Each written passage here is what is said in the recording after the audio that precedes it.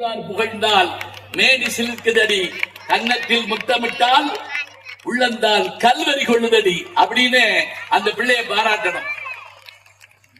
அதை விட்டுட்டு இதே கொடுத்தாங்களா பள்ளிக்கூடத்துல, இந்த பென்சில் கொடுத்தாங்களா 1.5 லட்சம் ரூபாய் கட்டுறேன் பாருங்க. பள்ளிக்கூடத்துல இருந்து எது கிடைச்சாலும் அதுதாங்க பெரிய சரஸ்வதியினுடைய கருணை. யோசிச்சு பார்க்கணும். நீங்க கோல்டு மெடல் எங்க வாங்குவீங்க? லலிதா ஜுவல்லரிஸ்ல வாங்குவீங்களா? கோல்டு மெடல் எங்க வாங்குவீங்க? தனுஷ்ல வாங்குவீங்களா? இல்ல, கோல்டு மெடல் பல்கலைக்கழகத்துல வாங்கணும், பள்ளிக்கூடத்துல வாங்கணும், வேதிக் வித்தியாசத்துல வாங்கணும். அப்பதான் அதுக்கு பேர் கோல்டு மெடல். அம்மா எப்படிப்பட்டவள்? 2 திங்கள் அங்கமெல்லாம் நொந்து பெற்று பையல் என்ற போது எடுத்தடைத்து செய்ய இது கைப்புறம் தந்தாங்கி கணவளை தந்தாளை எப்பிறப்பில் காண்பேன் நின்னு பட்டினத்தார் போன்ற ஞானிகளும் பதர்ன இடம் அம்மாவுடைய அந்த இழப்பு போதுதான். அம்மா கூட இருக்க போத அவனுடைய அருமை தெரியும் நமக்கு. அவங்க இல்லைன்னா இன்னும் அதனுடைய அருமை ரொம்ப அதிகமா இருக்கும். தாயினா யாரு? ஒருத்தர் அழகா கவிதை எழுதுதான். எப்படி? எங்கள் வீட்டில் சாப்பாடு சூடாக இருந்தால் அப்பா சாப்பிடுவார், சுவையாக இருந்தால் அண்ணன் சாப்பிடுவார், இனிப்பாக இருந்தால் தங்கை சாப்பிடுவாள், மிச்சம் இருந்தால் மட்டுமே என் அம்மா சாப்பிடுவாள். அவள் ஒரு நாளும் முதலில் சாப்பிட்டதில்லை. குழந்தை பள்ளிக்கூடம் கிளம்புறப்ப முன்னெல்லாம் 4 நாள் பள்ளிக்கூடத்துக்கு போறப்ப நானா போவேன். 9 மணிக்கு பள்ளிக்கூடம்னா 8 மணிக்கு கிளம்பி தெருவெல்லாம் சுத்தி நான் எங்க குட்டி ஓட்டுருக்கு, அந்த கிழவனார் ஏன் அங்க உட்கார்ந்து இருக்காரு, இந்த வீட்டுல ஏன் கொட்டா ஓட்டுருக்காங்க, அந்த சவுண்டாக்கியார பின்னாடியே கொஞ்சம் தூரம் போய் எப்படியோ பள்ளிக்கூடத்துக்கு போயிருவேன். நான் ஒரு நாள் கூட காணா போனதே இல்லை. ஆனா இன்னைக்கு பள்ளிக்கூடத்துக்கு பிள்ளையை அனுப்புறது ஒரு வீட்டுல மெட்ராஸ்ல பார்த்தேன். காலையில 6:30 குடும்பமே கம்பெடுத்து ஓடினாங்க. நான் பாம்பு தான் அடிக்கிறாங்கன்னு நினைச்சேன். ஒரு எல்கேஜி பிள்ளையை பள்ளிக்கூடத்துக்கு அனுப்புறாங்க. குடும்பமே விரட்டி பிடிச்சு ஓடி, ஒரு அம்மா குளிக்க வைக்கிது, ஒரு அம்மா பவுடர் போடுது, ஒரு அம்மா இட்லி அப்படி பிரச்சனை வாயில ஊட்டுது, முழுது ஆட்டோ வந்துருச்சு, வேன் வந்துருச்சு. ஒரு அம்மா அந்த இட்லியை கொண்டு ஓடி போய் ஆட்டோக்காரருக்கு ஓட்டி முடிச்சு அப்படியே சாப்பிட்டு போனாரு. அவர் நம்மால் தானே. அப்புறம் பெரிய மூட்டையை முதுகுல மாட்டி 60 நோட்டு 70 புத்தகம் சாப்பாடு தண்ணி அடிஸ்கேல் வேண்டாம் பென்சில் ரப்பரு செவ்வாய்க்கு போற கூட பிடிக்க மாட்டாங்க. இவ்வளவு கொடுத்து நீ டாக்டர் ஆனும், நீ என்ஜினியர் ஆனும், நீ கலெக்டர் ஆனும், நீ வக்கீல் ஆனும், அவன் நான் ஒண்ணுமே ஆக மாட்டேங்க. அப்ப அந்த பிள்ளைய கிளம்புறப்ப அம்மாட்ட கேட்கிற கேள்வியை பாத்தீங்கன்னா, எம்மா பாட்டு பாட்டங்க, எம்மா மூடி இருக்கு, பாட்டில் எங்க, செப்பல் எங்க, டப்பா எங்க, வேணா எங்க, இத்தனை கேள்வி அம்மாட்ட. அப்பாட்ட ஒரே ஒரு கேள்விதான். என்ன கேள்வி தெரியுமா? அம்மா எங்க? அதுல சில பேர் குழம்பு போயிருவாங்க, எந்த அம்மா அப்படின்னா அவனுக்கே மறந்து போயிடும். அம்மா அப்பா யாரு? அப்பா சாதாரணமா நம்ம நினைக்கிறோம். அவருக்கு என்ன சினிமாவில் வர்ற அப்பா கேள்விப்பட்டாங்க எல்லாரும், காமெடி நடிகர் உட்பட. அப்பா அவர்லங்க அப்பா அழகர் ஆத்துல இருக்குவாரு. இந்த அறிமுக உரை சொன்ன பொண்ணு நான் சொன்ன ஒரு வார்த்தையை சொன்னது எனக்கு ஆச்சரியமா இருந்தது.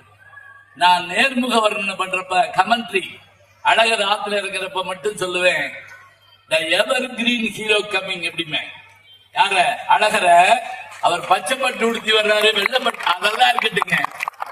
ஏறத்தாழ ஒரு 400-500 வருஷமா அவரை பார்க்க லட்சக்கணக்கான பேர் வர்றப்ப அந்த பிள்ளைகளை தோல்ல தூக்கி வச்சுட்டு வருவாங்க. அப்பா பார்க்க கிராமத்துல இருந்து எதுக்காக தூக்கிட்டு வர்றாங்க பிள்ளைகளை? அதுவும் அந்த பையன் அப்பா மண்டைய ஸ்டியரிங் மாதிரி பிடிச்சிருக்கான். ஐஸ்கிரீம்னா எப்படி திருப்புவா, பாப்கார்னா எப்படி திருப்புவா. இப்ப அந்த பிள்ளையை தோல் மேல வச்சிருந்தாரப்பா. எதுக்கு தெரியுமா? அவன் காணா போயிடுவான்ல. என் உயரம் 5 அடி தான் மகனே, உன் உயரம் 2.5 அடி. இப்ப நீ என் தோல்ல இருக்கா 8 அடி. நான் காணாத உலகத்தை, என்னால் தொட முடியாத சிகரத்தை மகனே என் தோல் மீது அமர்ந்து கொண்டு நீ காண வேண்டுமடா என்று அப்பா பிள்ளையை தோல் மீது வச்சு சொல்கிறார்னா அவர் அப்பா. நான் முத்துக்குமார் என்று கவிஞர் எழுதினார். ஆனந்த யாழை மீட்டுகிறேன் ஒரு பாட்டு வரும்ல தங்கமீன் படத்துல. அதுக்காகத்தான் அவருக்கு தேசிய விருது கிடைச்சது. அந்த நாமுத்துக்குமார் எழுதுறாரு, எப்படி நான் சிறு பிள்ளையாக இருந்த போது என் அப்பாவின் தோல் மீது அமர்ந்து கொண்டு தெய்வத்தை பார்த்தேன்.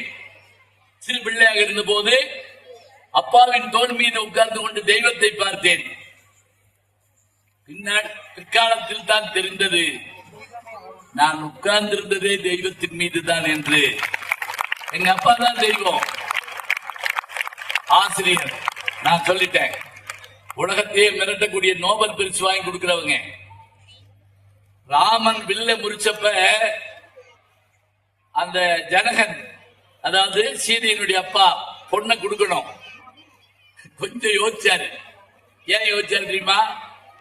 அவர் சரியா முறிக்கலன்னு இல்லைங்க. இவங்க அப்பா ராமனுடைய அப்பா தசரதனுக்கு 3 மனைவியர், கைகேயி, கோசலை, சுபத்திரை, 3 மனைவிகள்.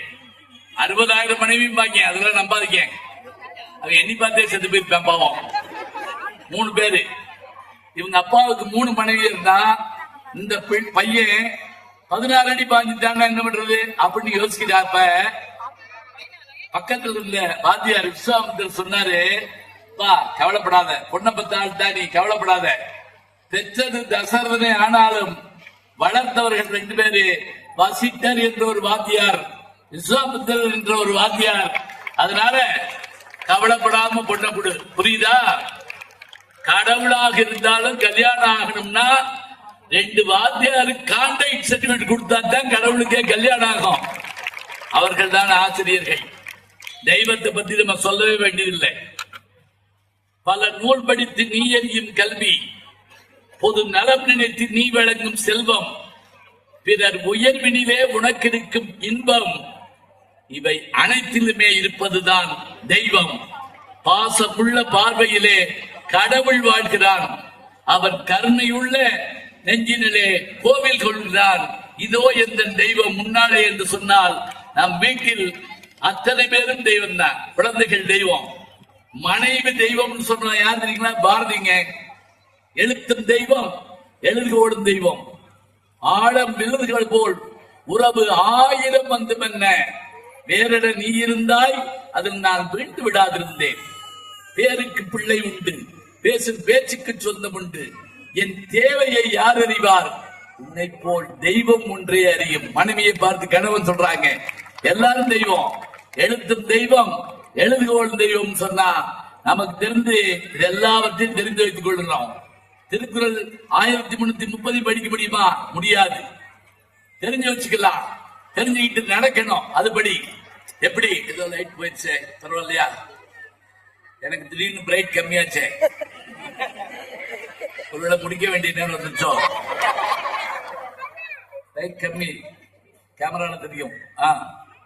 பரவாயில்ல, பேசிட்டு திடீர்னு கருப்பாயிட்டார் நினைக்கப்படாதவரு. ஆனாலும் இதுல சிஸ்டத்துல உட்கார்ந்து கூட்டிடலாம், பரவாயில்ல, இருக்கட்டும். சரி, முடிச்சிருவோம். எல்லா குரலும் நம்ம படிக்கணும்னா படிக்கணும். ஒரே ஒரு குரல் உங்களுக்கு சொல்லித்தரேன், சொல்லித்தரேன். உங்களுக்கு தெரியாதா? படி, தப்பு இல்லாம படி, படிக்க வேண்டியதை படி, படிக்க வேண்டியதை படி. அது மட்டும் இல்ல, படிச்சபடி நடக்கிறதுக்காக படி, அவ்வளவுதாங்க. கற்க, திருக்குறள் இல்லையா இங்க? கற்க. பெற்றோர்கள் ஃபீஸ் கேட்பீங்களா ஏதாவது பேசணும்னா? சாய்ஸ்ல விட்டுருப்பீங்க போட்டு திருக்குறள். கற்க,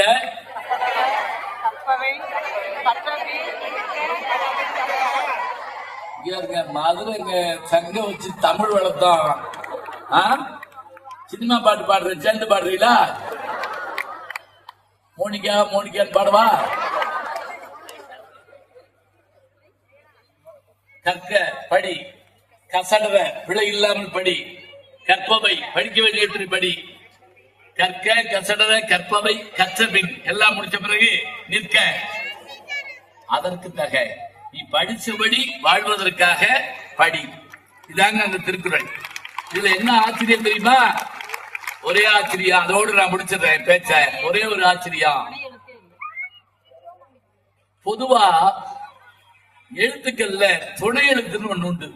இப்ப நான் அப்படின்னு எழுதுறேன்னு வச்சுக்கலேன், நான் போட்டு ஒரு துணைக்கால் போடுவோம்.